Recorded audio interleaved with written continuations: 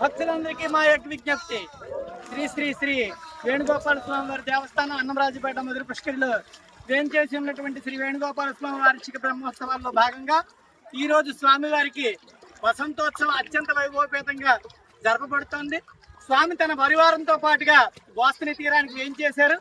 ఇప్పుడు శ్రీ చక్రవారి స్వామివారికి పంచామృత అభిషేక స్మరణ తిరుబంధనం తర్వాత స్వామివారికి ఈ గోస్తని తీరంలో చక్ర స్నానం చేయబడుతుంది.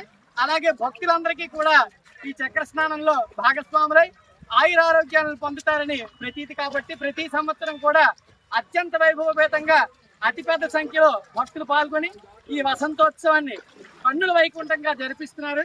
జై గోవింద. అలాగే సాయంత్రకాలంలో స్వామివారికి 12 రకముల అర్చనలు కూడా దేవాలయ ప్రాంగణంలో జరపబడతాయి.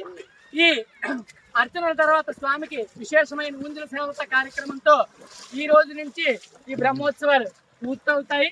కాబట్టి ఈ వసంతోత్సవంలో అసంఖ్యాకంగా భక్తులు పాల్గొని స్వామి కృప పాత్రలు అవుతున్నారు. జై గోవింద, జై గోవింద, గోవింద.